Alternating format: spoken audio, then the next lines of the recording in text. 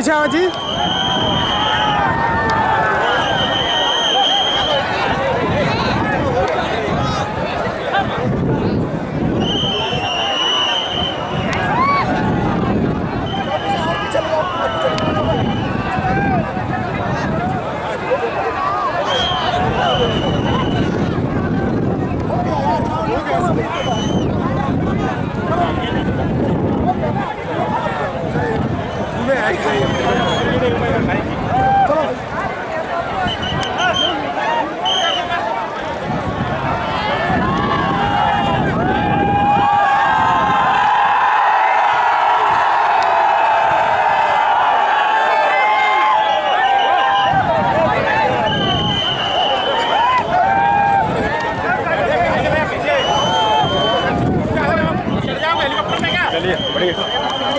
चलिए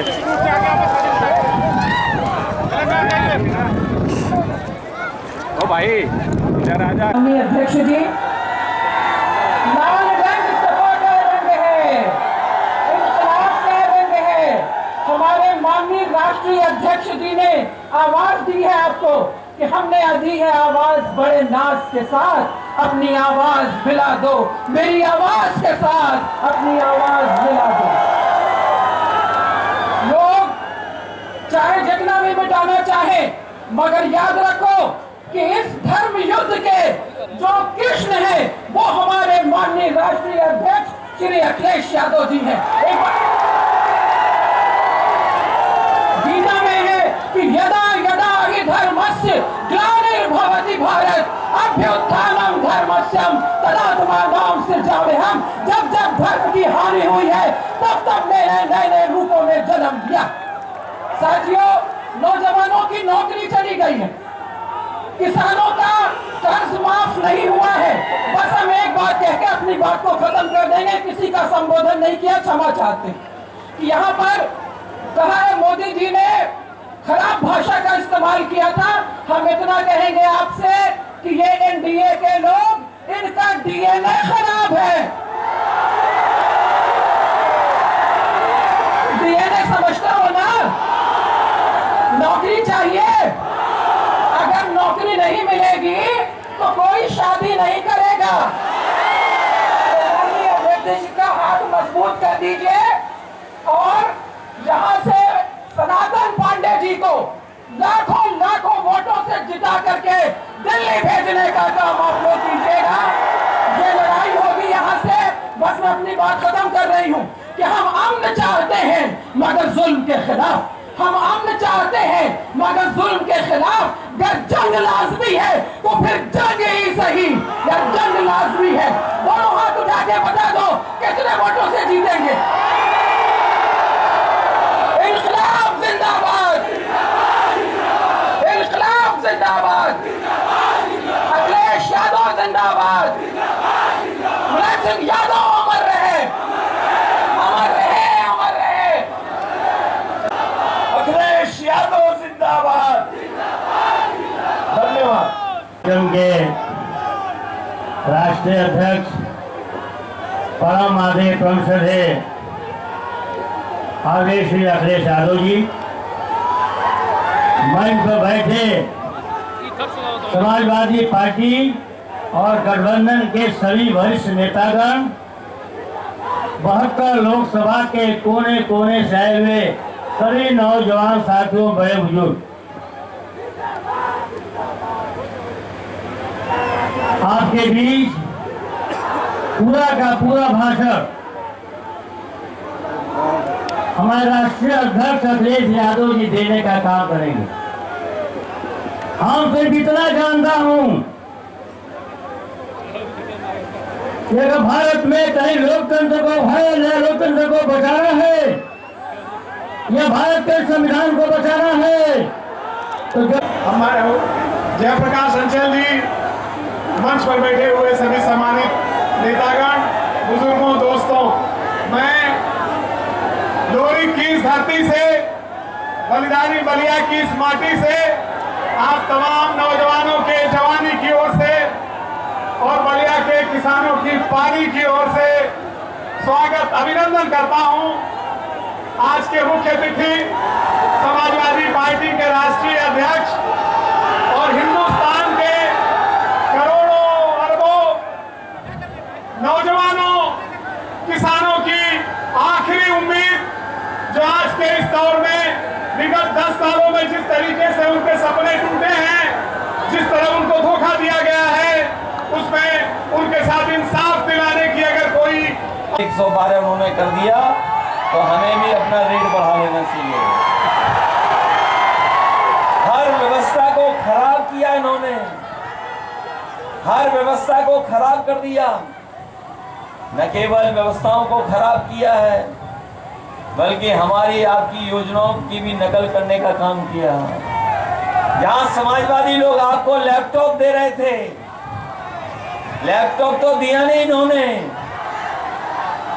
हम लोग इतना बड़ा लैपटॉप दे रहे थे, इन्होंने उसको इतना बड़ा कर दिया। और जो दिया भी है वो बताओ कितना रद्दी है। आप घिसते रहिए, वो चलता ही नहीं है। बताओ आपके साथ ये खिलवाड़ हुई है कि नहीं हुई है।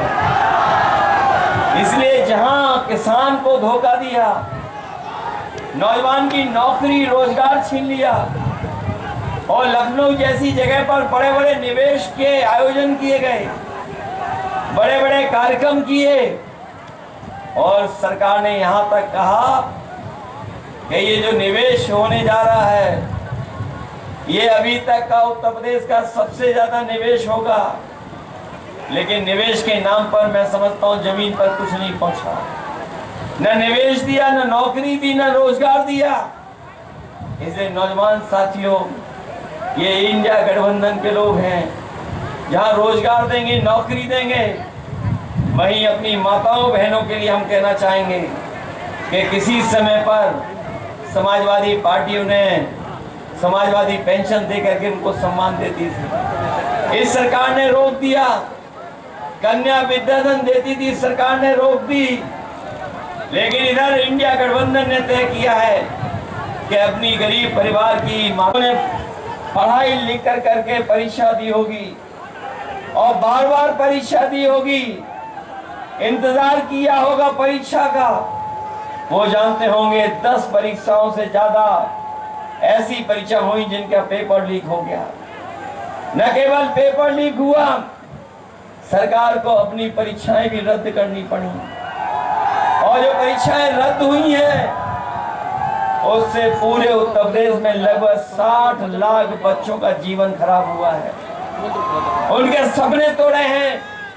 और अगर 60 लाख बच्चों के परिवार को ही हम जोड़ दें, उनके माँ बाप को जोड़ दें, तो कुल मिलाकर के उत्तर प्रदेश में 60 लाख का गुणा अगर 3 में कर दें, तो इस सरकार के खिलाफ 1 करोड़ 80 लाख लोग अपने आप बनते हैं। और यही 1 करोड़ 80 लाख लोगों का अगर हम 80 लोकसभाओं से भाग दे देंगे, तो हर लोकसभा में 2,25,000 वोट इनका कम हो गया। जिस पार्टी का एक लोकसभा में 2,25,000 वोट कम हो गया हो, तो बताओ वो बचेंगे कैसे? कोई उन्हें नहीं बचा सकता है।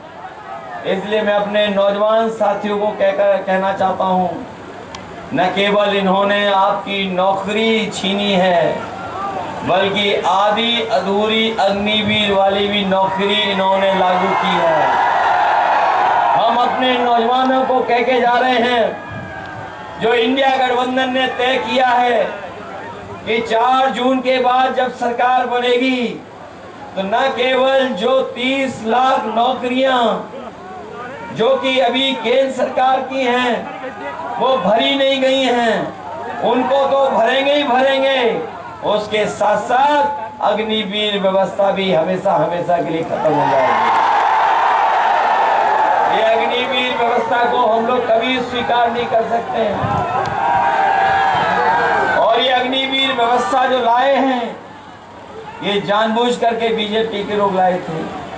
वो जानते थे कि गांव के परिवार के बच्चों का जीवन बदल जाता है, जिस समय किसी परिवार से कोई एक फौज में चला जाता है, न केवल उस परिवार का आर्थिक रूप से बल्कि समाज में भी सम्मान बढ़ जाता है।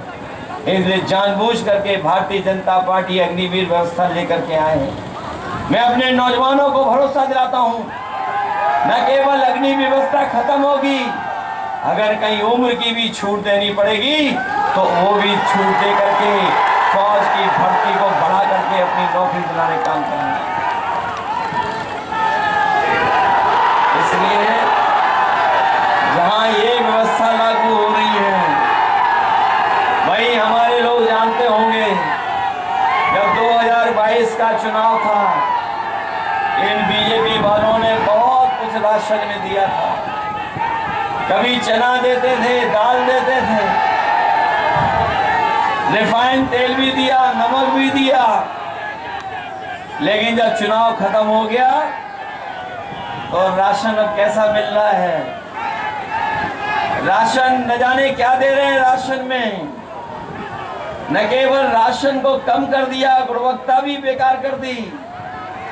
इसलिए इंडिया गठबंधन ने तय किया है कि आने वाले समय में जहां राशन की मात्रा बढ़ेगी, गुणवत्ता भी बढ़ाएंगे।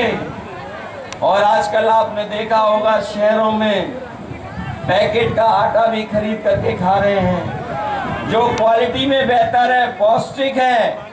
हम अपने गरीबों को भरोसा दिला के जा रहे हैं, न केवल राशन की गुणवत्ता बढ़ाएंगे, मात्रा बढ़ाएंगे, बल्कि पैकेट का आटा के साथ साथ डाटा भी फ्री उपलब्ध कराने का काम करेंगे। जहां पैकेट का आटा जो पौष्टिक होगा वो स्वास्थ्य के लिए बेहतर होगा, और जो डाटा है वो हमारी पढ़ाई लिखाई से लेकर के हमारे जीवन को बदलने के लिए मदद करने का काम करेगा।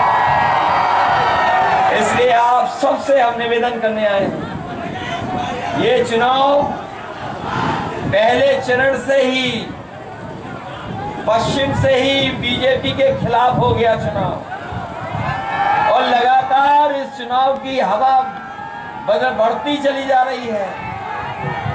6 चरणों के चुनाव में तो हम लोगों ने बहुत पीछे छोड़ दिया है। अब ये 7वें चरण के चुनाव की आपकी जिम्मेदारी है। इसलिए बलिया जहां आखिरी जिला है, बलिया जहां आखिरी जिला है, वहीं मुझे पूरा भरोसा है कि बलिया की जीत जो बड़ी जीत होंगी उसमें शामिल होगी।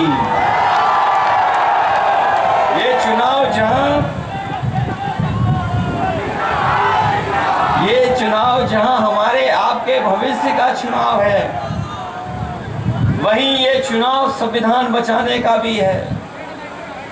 इधर आपने देखा होगा भारतीय जनता पार्टी का एक एक फैसला या एक एक निर्णय उनका ऐसा हुआ है जो कहीं ना कहीं संविधान को ठेस पहुंचाता है।